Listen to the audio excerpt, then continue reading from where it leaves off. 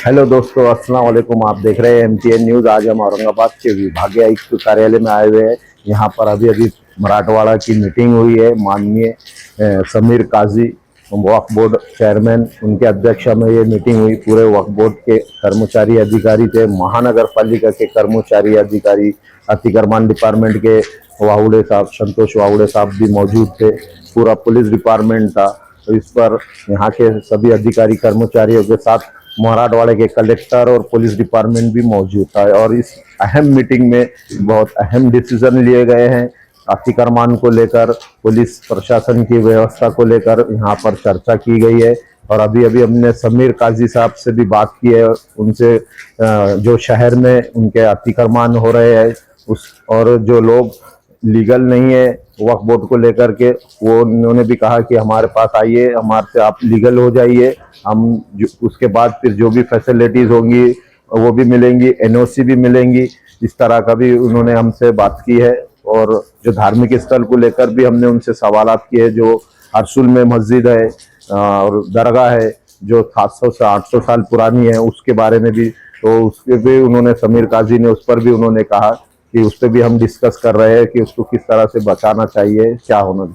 और उसके साथ ही हमने संतोष वाहुड़े साहब से भी बात की। उन्होंने भी कहा है कि अतिक्रमण की जो कार्रवाई है वो शहर में जो है उसके ताल्लुक से डिस्कस की गई है। आज मीटिंग में अहम फैसले लिए गए वक्फ बोर्ड की प्रॉपर्टी के ताल्लुक से, कि जहां जहां भी वक्फ बोर्ड की प्रॉपर्टीज है वो वहां के लोग क्या लीगल है, क्या उनका NOC है, क्या भाड़ेकरू है, क्या इस ताल्लुक ये देख कर उसके बाद ही कार्रवाई की जाएंगी। अगर वो लीगलाइज हो जाते हैं, वक्फ बोर्ड से NOC ला लेते हैं, तो फिर उनके ऊपर कार्रवाई नहीं होंगी। और उनमें बाद में और जो टूट रहे तो उनको मुआवजा मिलेगा। इस तरह का भी वाहुड़े साहब ने कहा है। और शहर में अतिक्रमण की जो इंटरनल भी है एरिया है, वहाँ भी जल्द से जल्द कार्रवाई शुरू की जाएंगी, ये भी उन्होंने कहा है। और स्टेप बाय स्टेप होंगी। एरिया का, रोड का जो है पहले मार्किंग होंगी, उसके बाद नोटिस दिए जाएंगे, और उसके बाद उनके डॉक्यूमेंट वो सब चेक करने के बाद ही यहाँ पर कार्रवाई होंगी। इस तरह का संतोष वाहुड़े ने हमसे कहा है। और अतिक्रमण की कार्रवाई बहुत जल्द दोबारा शुरू होने वाली है, ये भी कहा है। ऐसे ही हम आपको औरंगाबाद के अतिक्रमण और शहर की ताज़ी खबरें देते रहेंगे। देखते रहिए MTN न्यूज़। यस, क्या कहेंगे एडवोकेट हाशमी साहब, आज जो मीटिंग हुई शहर में अतिक्रमण को लेकर और भी वक्फ बोर्ड की प्रॉपर्टी को लेकर, क्या करेंगे? आज डिविजनल कमिश्नर साहब के पास में हमारे चेयरमैन जनाब समीर काजी साहब और जुनेद साहब की मौजूदगी के अंदर और अध्यक्षता के अंदर जो बोर्ड डिविजनल कमिश्नर की पूरे मराठवाड़ा की जो मीटिंग हुई, उसके अंदर पूरे कलेक्टर्स, रेवेन्यू अथॉरिटीज और सुप्रिटेंडेंट ऑफ पुलिस कमिश्नर की तौर से पूरे लोग मौजूद थे। उसके अंदर हमने यही इन्हें रखे कि भाई जो आज जो माहौल चल रहा एनक्रोचमेंट का या डेवलपमेंट का, तो उसके अंदर जो रिलीजियस इंस्टीट्यूशंस है, जैसे मस्जिदें हैं, मंदिरें हैं, जो भी टोटल रिलीजियस इंस्टीट्यूशंस है, उनको कैसा प्रोटेक्ट करा जा सकता है। जब ये डेवलपमेंट प्लान बनाया जाता है तो इनके सामने सारी चीज़ें रहती है रिलीजियस इंस्टीट्यूशंस। तो मैंने वही बोला रेवेन्यू अपना अथॉरिटी को और प्लानिंग अथॉरिटी को कि भाई आप जब डेवलपमेंट प्लान बनाते तो वही टाइम पे जो है सो रोड के अंदर जो आने वाली रिलीजियस इंस्टीट्यूशंस है उनको आप कैसा प्रोटेक्ट करते हुए रोड एक्विजिशन या रोड को रिवाइंडिंग का काम हो सकता है वो करा जाए बोल के। और अभी औरंगाबाद का मौजूदा जो माहौल है उसके अंदर भी मैंने भी अभी म्युनिसिपल कमिश्नर साहब के जो प्रतिनिधि थे उनसे ये गुजारिश करा बोर्ड की तरफ से कि भाई जितने मसाजिदें हैं, दरगाहें हैं और भी रिलीजियस इंस्टीट्यूशंस है, ये पब्लिक के सेंटिमेंटल इश्यूज है। तो आप इसको देखते हुए आज की तारीख में रोड का अलाइनमेंट का काम कर सकते हैं और उनको प्रोटेक्ट कर सकते हैं। मिसाल के तौर पे अभी चंपा चौक का जो रोड है वो मस्जिद को प्रोटेक्ट करने का काम चालू है, तो वैसी दूसरी ही मस्जिदों के लिए भी रोड का अलाइनमेंट का काम करके रिलीजियस इंस्टीट्यूशन को प्रोटेक्ट करे, यही हमने उनसे एक गुजारिश करे और विनंती करे। असल में देखा जाए तो मस्जिदें 2-3 और एक वो बहुत पुरानी दरगाह 700-800 साल पुरानी, वो भी रोड में आ रही है। उसके ताल्लुक से भी कुछ चर्चा है? उसके ताल्लुक से भी चर्चा हुई। उनको भी यही बोला गया कि भाई आप उनको कैसा रोड को अलाइनमेंट करके वो दोनों इंस्टीट्यूशंस को बचाया जा सकता है वो बचाए, यही हमने उनसे गुजारिश करे। और दूसरी जो चीज़ है कि डिविजनल कमिश्नर के पास में यानी मराठवाड़ा के अंदर मुतवल्लियों के जो सक्सेशन के इश्यूज बहुत पड़े हुए हैं, तो अतियात एक्ट के अंदर। तो मैंने उनसे यही गुजारिश करा कि भाई आप जल्द से जल्द उनको निपटारा करें और जल्द से जल्द मुतवल्लियों को सक्सेशन सर्टिफिकेट दे, ताकि हम हमारे इंस्टीट्यूशंस को मुतवल्ली अपॉइंट करें।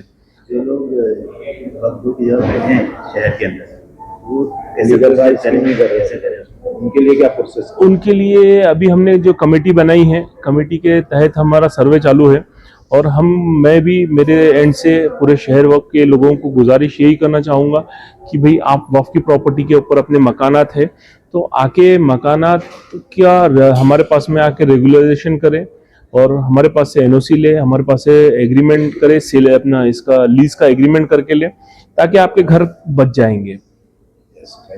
यस सर, क्या कहेंगे? आज मीटिंग हुई है मराठवाड़ा लेवल पर सभी डिपार्टमेंट को लेकर, क्या चर्चा की?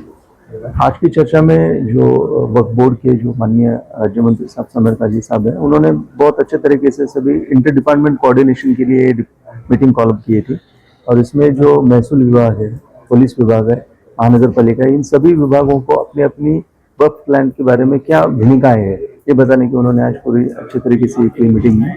और म्यूनिसिपल कॉरपोरेशन के जानिब से अगर हम बोलेंगे तो वहाँ पर जितने भी इंक्रोचमेंट्स हैं वो इंक्रोचमेंट्स निकालने के लिए उन्होंने अच्छे तरीके से सहकार्य करने की भूमिका रखी है।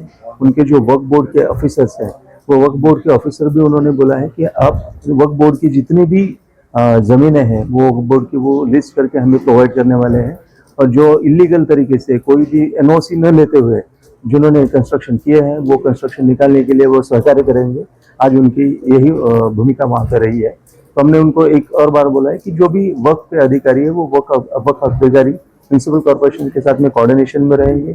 अगर वो कोऑर्डिनेशन अच्छा रहेगा तो जो म्यूनिसिपल कॉर्पोरेशन का भी जो नुकसान है वो भी वहाँ पे हो रहा है, क्योंकि कोई भी डेवलपमेंट चार्ज वहाँ पे लिए नहीं जा रहे और जो एनओसी के आधार पे उनको जो पैसे वक्फ बोर्ड को मिलने चाहिए वो भी नहीं मिल रहे, यानी ज़मीन भी वो इस्तेमाल कर रहे हैं मगर दोनों जो यंत्रणाएं को वहाँ पे नुकसान हो रहा है। और बहुत बड़े पैमाने पे अगर इस तरीके से गलत तरीके से अतिक्रमण वहाँ पे हो जाएंगे तो आगे जाके वो रेगुलराइज और बाकी चीज़ें करके वो शहर के इसमें वो धोखादायक स्थिति में भी आ सकते हैं। जैसे देखा जाए शहर में धार्मिक स्थल भी और दरगाह मस्जिदें भी जो बहुत सारे साल पुरानी है, उसको लेकर क्या चर्चा हुई, क्या डिसीजन है? नहीं, धार्मिक स्थलों के बाबत में उन्होंने ये बोला है कि अगर जहाँ पे पॉसिबल है अलाइनमेंट के जो रीअलाइनमेंट करने के जो अधिकार म्यूनिसिपल कॉर्पोरेशन के माननीय कमिश्नर सर को है तो रीअलाइनमेंट के लिए कोशिश करें और जहाँ पे अगर हो ही नहीं सकते हैं वहाँ पे तो वो शिफ्ट करने के लिए भी उन्होंने आज की मीटिंग में हामी भरी है। और इसके लिए उन्होंने आगे जो भी बैठकें रहेंगी उसमें म्यूनिसिपल कॉर्पोरेशन कमिश्नर सर, माननीय अध्यक्ष महोदय और इनके साथ में मिलके और डिसीजन लेने की उन्होंने तैयारी दर्शाई है। जिस तरह कंचनवाड़ी के वक्फ बोर्ड की जमीन है और काफी लोग वहाँ पे आज सारा दिन से क्वेश्चन कर रहे हैं, वो सारी 9 मीटर 18 मीटर रोड होना चाहिए, इसके बारे में कुछ चर्चा हुई? नहीं, वक्फ बोर्ड का जो आज डिसीजन है वो यही रहा कि उनके जगहों पे जिन्होंने भी एनओसी नहीं लिए है उनके अधिनियम के 52 कलम के तहत उनके ऊपर में गुना दाखिल करें और गुना दाखिल करने के बाद में जो आगे की प्रोसीडिंग है वो अख्तियार करी जाए।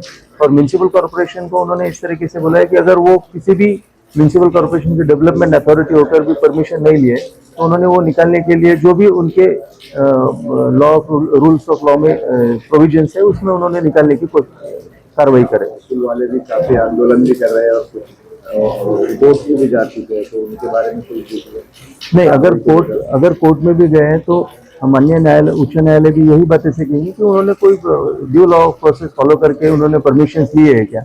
अगर वक्फ लैंड है वहाँ पे एनओसी उनकी जरूरी है, अगर उन्होंने वो नहीं ली है और म्यूनिसिपल कॉर्पोरेशन से उन्होंने अगर लीगल परमिशंस एक्वायर नहीं किए तो डेफिनेटली वो उनके ऊपर में कार्रवाई करने के लिए ही हमें भरेंगे। अगली कार्रवाई कहाँ है?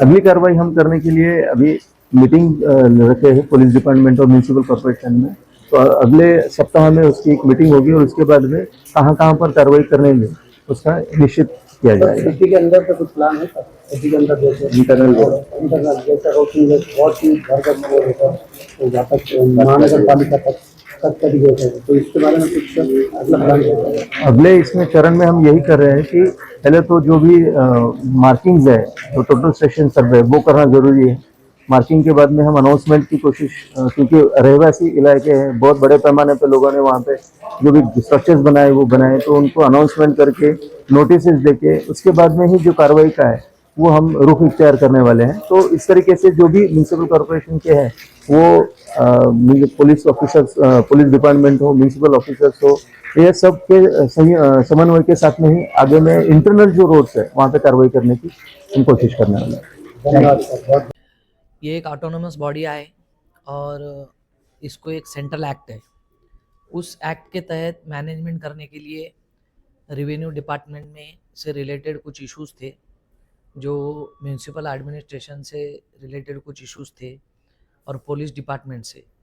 इन इश्यूज को काफ़ी सालों से हम दिक्कत में आ रहे थे, उसके इम्प्लीमेंट के वजह से एक्ट में के जो प्रोविजंस है वो प्रोविजंस के बारे में ये तीनों डिपार्टमेंट को कुछ कन्फ्यूजन्स थे, उसकी वजह से वो इम्प्लीमेंट नहीं कर पा रहे थे और उस वजह से वक्त प्रॉपर्टी का नुकसान हो रहा था।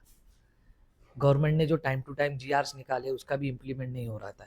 तो इसलिए हमने हमारी अध्यक्षता में ऐसा तय किया है कि महाराष्ट्र के अंदर 6 डिवीज़न है रिवेन्यू डिवीज़न। हर डिविजनल कमिश्नर के साथ मिलकर उस डिवीज़न के सारे कलेक्टर्स, रेवेन्यू हेड जिनको हम कहते हैं, सारे म्यूनसिपल एडमिनिस्ट्रेशन और पुलिस डिपार्टमेंट, इन सब की हमने बैठक आयोजित की थी। और हमने बैठक में विभागीय आयुक्त से ये कहा था कि सारे ऑफिसर्स खुद आए, प्रतिनिधि को न भेजे, भले वो फिजिकल नहीं आए तो भी चलेगा, लेकिन ऑनलाइन आए तो चलेगा, लेकिन खुद हाजिरी दे। तो इस मुताबिक मराठवाड़ा के सारे तीनों भी डिपार्टमेंट के लोग आए थे। हमने वक्फ एक्ट के उनसे रिलेटेड ही मुद्दे पर चर्चा किया है और हमको इस काम में विभागीय आयुक्त ने काफ़ी सहकार्य किया। पुलिस डिपार्टमेंट का रोल क्या है वक्फ एक्ट में, कौन से सेक्शन में है, म्यूनसिपल एडमिनिस्ट्रेशन का क्या रोल है, कौन से सेक्शन में है, और रेवेन्यू डिपार्टमेंट में जो जीआरस आए हैं, ये लैंड एक्विजिशन एक्ट है और 7/12 से लेकर इश्यूज है, ये सारी चीज़ों की खुलकर डिस्कस हुई और हमको आयुक्त साहब ने इसमें काफ़ी सहकार्य किया। तो ये हमारी शुरुआत थी, पहला डिवीज़न हमने लिया है। अभी इसी प्रकार 6 के 6 डिवीज़न में हमारे इसी प्रकार से बैठक होने वाली है कि हमें उम्मीद है कि इस बैठक की वजह से जो है तो हमारे रेवेन्यू डिपार्टमेंट के सारे इश्यूज हल होने में मदद मिलेगी। पुलिस डिपार्टमेंट में जो हमारे मामले जाते हैं उसकी दखल ली जाएंगी और नगर प्रशासन से ताल्लुक़ रखने वाले जो मामले हैं इसमें भी दखल ली जाएगी और इससे हम मंशाए वाकिफ़ की जो मंशा थी और वक्फ को बचाने में हम कामयाब हो जाएंगे। देखिए, जो रोड है, डेवलपमेंट है, जो पब्लिक डेवलपमेंट में उसमें कोई भी रिलीजियस इंस्टीट्यूट आता है उसके लिए वक्फ कानून में एक प्रोविज़न है, सेक्शन 91 है। और वैसे भी वक्फ बोर्ड जो बना है ये रिलीजियस सारे इंस्टीट्यूट्स की हिफाजत के लिए बना है। तो हम जो भी प्रोविज़न है कानून के अंदर, उस प्रोविज़न के तहत आखिर तक उसको बचाने की कोशिश करेंगे। और जो प्रशासन है, लोकल प्रशासन है, स्थानिक प्रशासन है, उनसे भी चर्चा करेंगे कि उसको हम कैसे कानून के दायरे में बिठाकर बचा सकते हैं। उस ताल्लुक से हम जो है तो यहाँ का स्थानिक प्रशासन है, आयुक्त संभाजीनगर म्यूनसिपल एडमिनिस्ट्रेशन, उनसे बात करेंगे और वहाँ का जो प्रैक्टिकल जायज़ा लेकर उसमें क्या रास्ता निकलता है चर्चा कर कर सुलझाने की कोशिश करेंगे। कंचनवाड़ी के लोग काफी दिनों से उपोषण कर रहे हैं और वो टोटल की प्रॉपर्टी पे आ रहे हैं, तो वो लोगों ने कुछ आपसे कॉन्टेक्ट किया है? उनके लोगों के 350 से 400 घर टूटने वाले। देखिए, वो तो हमने सारे संभाजीनगर के अंदर जितने भी मकानात बने हैं उसके लिए एक समिति गठित की है। वो समिति शहर का पूरा सर्वे कर रही है। वो सर्वे में जितने भी मकान बने हैं, किसने हमसे परमिशन लिया है, कौन लीज होल्डर है, किसने इलीगल बनाया है, वो सारा डाटा उसमें कलेक्ट होने के बाद आज मीटिंग में भी संभाजीनगर म्यूनसिपल कॉरपोरेशन के प्रतिनिधि आए थे। उन्होंने भी हमसे काफ़ी सहकार्य की भूमिका निभाई है। वो सारा डाटा इकट्ठा होने के बाद हम म्यूनसिपल कॉरपोरेशन को देंगे।